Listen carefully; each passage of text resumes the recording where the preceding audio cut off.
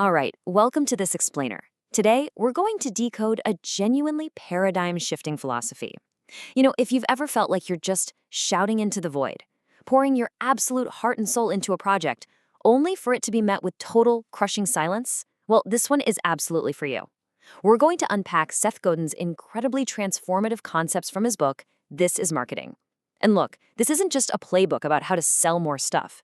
It's a complete top-to-bottom reimagining of how you actually connect with your audience, how you provide real value, and how you can honestly make a difference in the world. We're going to stop adding to the noise and finally step into the immense power of empathy. So let's be real for a second. Why is everyone ignoring you? This question is pretty much the deepest fear of every modern entrepreneur, creator, and business owner out there. You've got this great product, you've got all the passion in the world, and yet it feels like nobody is paying attention. It is incredibly frustrating, right? Well, today we're going to dive into exactly why your message keeps getting lost in all that noise and, way more importantly, how we can completely flip the script to make people desperately want to lean in and listen to what you have to say. Let's start with our first major shift, the death of advertising. We really need to move past the chaotic noise of modern promotions and fully accept a pretty hard truth here. Think about your own mind on a typical Tuesday. It's a blurred, chaotic, fast-paced mess of information, isn't it? Modern consumers are absolutely exhausted by this constant bombardment. And because they're so drained, they're actively fighting back. They're installing ad blockers, they're happily paying for premium subscriptions just to avoid commercials, and their fingers are literally hovering over that skip ad button, just counting down those agonizing 5 seconds. The whole era of forcefully grabbing someone's attention, of just interrupting their day to yell about your product, it's completely dead. We just can't demand attention anymore. We have to earn it. And this brings us to the core paradigm shift we have to make. The old way of advertising relied heavily on interruption. It was all about brute force and seeing who could shout the loudest. But true marketing? It's something entirely different. It's about finding a highly specific problem and actually solving it.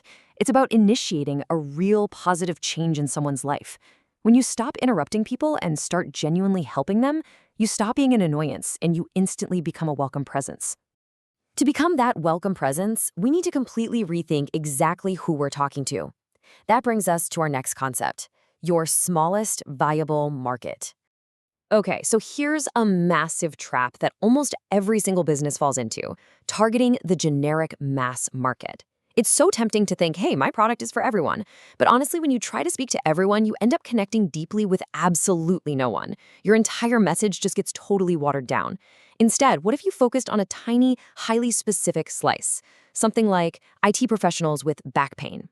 If you're a fitness coach, trying to target everyone just makes you invisible. But if you hyper-target that one tiny slice, suddenly you're speaking directly to their exact pain points, their specific daily lifestyle, and their exact needs.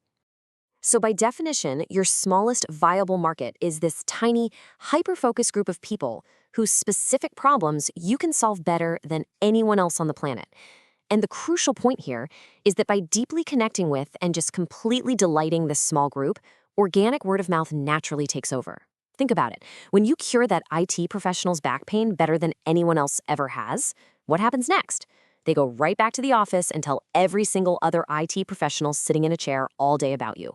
You really don't need a million average customers. You just need a small, viable market of absolute fanatics who will literally do your marketing for you. But how do we actually create that kind of fanatic loyalty? Well, this brings us to the psychology of purchasing and the realization that we are selling feelings, not products. Let's walk through how this builds step by step. Imagine someone walking into a hardware store to buy a drill.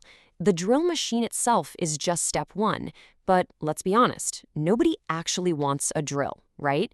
They want step two, a hole in the wall. But actually scratch that, it goes even deeper. Why do they want the hole? Step three, they want to hang a family photo. And that leads to the ultimate emotional driver, step four. They want the feeling of a beautiful, connected, and warm home. If you're out there just selling the technical torque specifications of a drill, you are completely missing the point. You are actually in the business of selling the feeling of a happy home. Let's look at another really powerful example of this, what we can call the Royal Enfield effect. If you were to look at pure performance metrics, a Royal Enfield motorcycle might not be the absolute fastest or most aerodynamic bike on the market. But people do not buy a Royal Enfield for its top speed. They buy it for the feeling. They buy it because it makes them feel macho. It taps into this incredibly deep sense of adventure and total freedom out there on the open road. So when you're crafting your own message, you have to ask yourself, what is the underlying emotion my customer is actually paying for? Are they buying security? Are they buying status? Find that feeling, and you found your true product.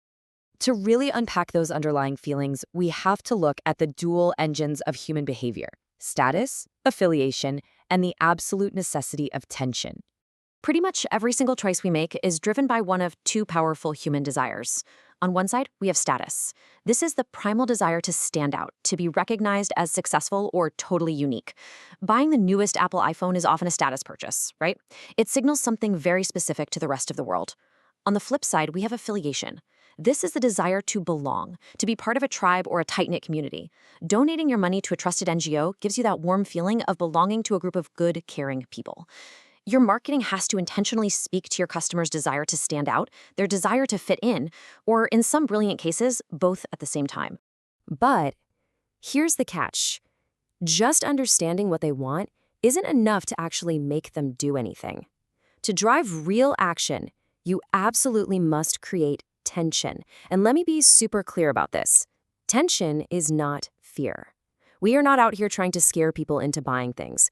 Tension is simply that sudden, powerful realization that something is missing and that action is required. For example, if you sell an online coding course, the tension is your customer realizing that without learning these new skills, they might get left behind in their career. It's that gap between where they are right now and where they desperately want to be. That gap creates a productive, forward-moving tension. Now, creating this realization effectively requires a massive shift in how you view your own business. It requires establishing that the customer is the hero. It is so incredibly easy to fall into the classic mistake of positioning your brand as the hero of the story. This is when a company just constantly talks about their own awards, their long history, how great their founders are. Honestly, it's exhausting for the consumer. But when you flip the script, you stop being the hero and you become the trusted guide. Think of any great movie you've ever seen. The guide is the one with the map, the tools, and the quiet wisdom to help the hero reach their destination. Your customer is the hero of their own story, not you. When you humbly position yourself as the guide who can help them overcome their specific obstacles, that is when they will finally trust you. Ultimately, this entire empathetic philosophy we've been unpacking elevates our daily work. It shifts us from a purely transactional mindset to treating marketing as a noble purpose.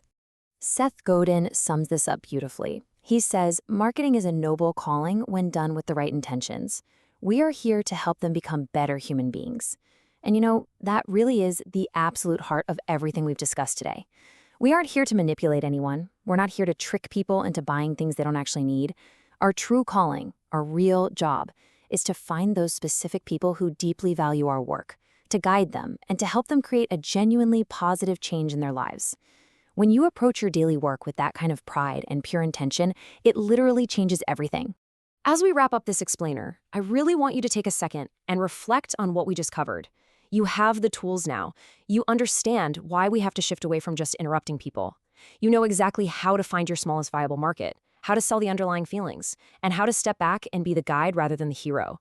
You literally have the power to change lives with your work, even if it's just a small group of lives to start. So the only question left for you is, who will you choose to guide today? Think about that as you step back into your projects. Keep learning, keep leaning into empathy, and I will see you in the next explainer.